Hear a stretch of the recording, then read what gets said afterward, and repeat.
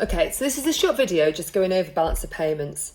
So the balance of payments is an account for an economy which details the value of goods and services coming into that economy versus the goods and services leaving the economy. Now, obviously, as we know from our circular flow, if more goods and services are leaving our economy, that means our economy is getting richer, it's growing. And if more goods and services are coming into our economy than leave, then that means we're getting poorer because we need to pay for those goods and services. So the balance of payments is merely an account whereby we log the value or the volume of these goods and services leaving and those entering. Now, the balance of payments has become more of an issue, or is an issue, due to globalisation. If you didn't trade with anybody, you wouldn't need to keep account of where your trading goes to and from. But because we do trade with other countries, which, as we know, is a real benefit to both us and them, then therefore we have to have a balance of payments account. So the increase in globalisation in our world has come from more trading and industrialisation in countries. It's come from an increase in the amount of goods and services bought from abroad and assets bought from abroad, an increase in migration, people moving over borders, and an improvement in technology.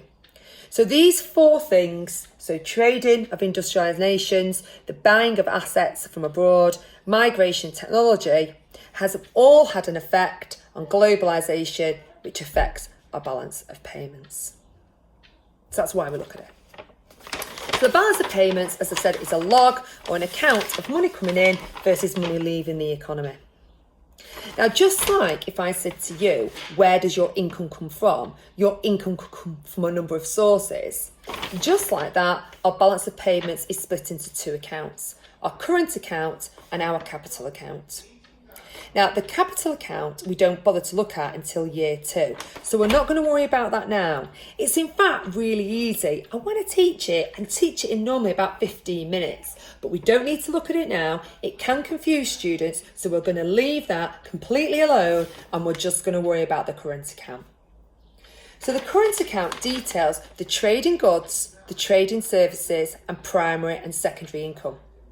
Now, the trade in goods looks at the trade in visibles, tangible assets, things that we can touch. So examples might be clothing, food, timber, oil. These are all products which can be bought and sold across borders that people can literally touch, people can literally see. Now, what we know from the UK economy is that these things, we buy them in from abroad. Yes, we do make whiskey, we do make cheese, we make Wigan pies, we make Savile Row suits. But the value or the volume of the products that we produce in the UK and sell abroad is tiny compared to the value or volume of those that we bring in, all those imports that we suck in.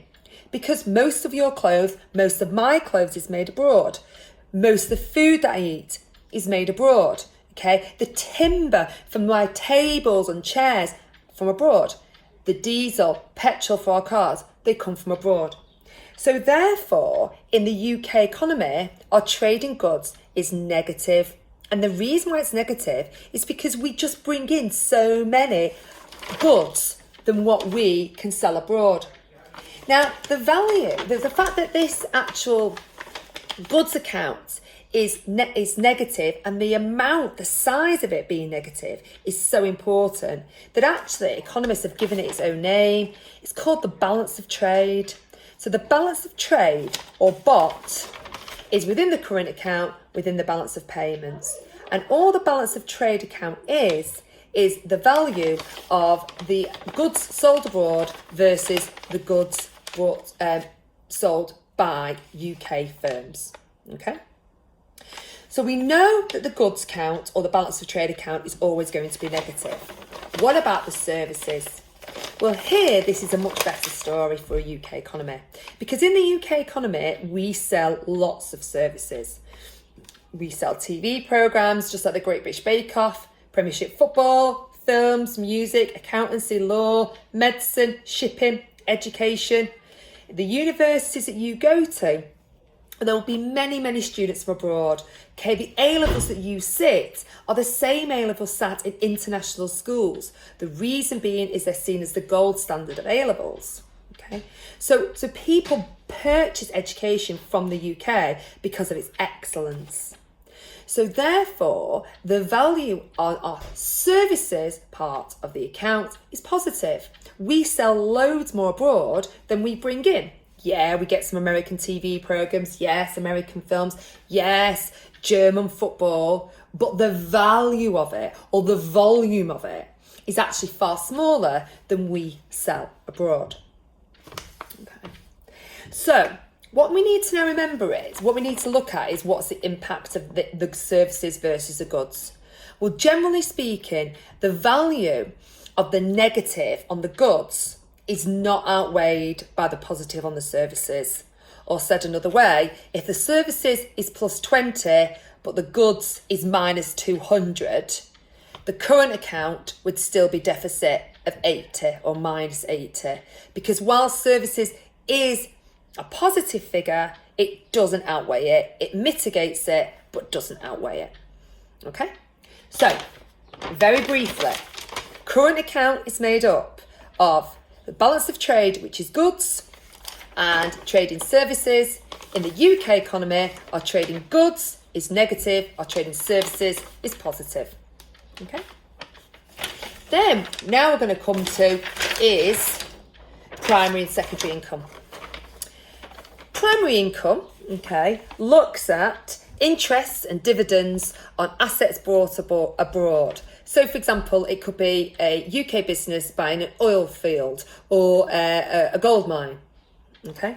It also looks at income repatriated. So this is where factor of production from one country goes to work in another, and at that place of work, earn income, and then they take it back to their home country either on a monthly basis or at the end of the contract. So, for example, a nurse working in Dubai or a French banker working in London.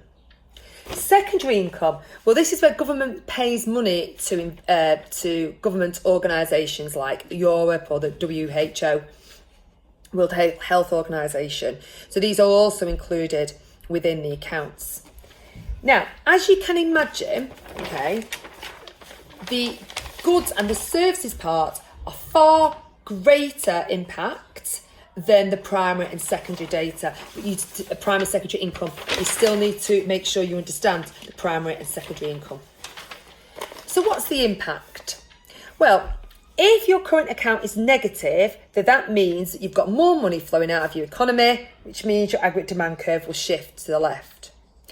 If your current account is positive, you've got more money flowing into your economy, so therefore your aggregate demand curve should move to the right. So countries which tend to have a negative one, the best example really is the UK. And countries that have a positive one, the two best examples I normally give are China and Germany, both for very different reasons. China, because they produce large amounts of cheaper goods, and Germany, because they produce goods which are highly, highly price inelastic and are wanted for their brand. So, for example, BMWs, Audis, Neff, that type of thing. Okay.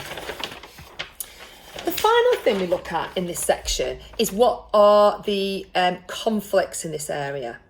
So, if you've got a situation where a government has maybe an increase in GDP because of an increase in trade, this may cause inflation to rise. So you might have trading increasing, but that increase in trade, that increased aggregate demand, means inflation has to rise. So whilst you want inflation to be low and trading to be high, actually you can't have both at the same time. One of them has to give. So if you want inflation to be low, you need to stop selling goods abroad. It could be growth and trade. If you've got high levels of growth in your economy, people feel richer, they tend to buy foreign holidays, French champagne, they buy Italian handbags. So an increase in growth might have the effect of increasing the goods you buy from abroad, which has an effect of negating or a negative impact on your current account. So an increase in G creates a decrease in T. You could also have a situation where you've got an increase in trade, you're selling more abroad, but that creates environmental concerns longer term. So, just to recap, this quite simple area really. The balance of payments is an account which details the value of goods and services leaving versus the goods and services coming into an economy. We do the capital and current account in year 2. The current account looks at trading goods, which is known as the balance of trade, and in the UK it's always negative. And it's right that it's always negative because most people don't want to work producing goods, they want to produce services because that's higher income. It also includes trading services, which we're great at in our economy. Adding up the deficit from the balance of trade and the positive from the balance of from the trade in services will always give a minus figure because one does mitigates the other, doesn't make up for it. And also included in it is primary and secondary data. The big thing about this section is how is it affecting your circular flow? Does it mean that you have more in your economy or does it mean that you have less?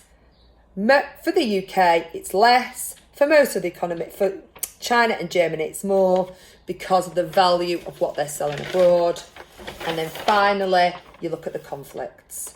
Can two things happen at the same time of our objectives? Okay, thank you.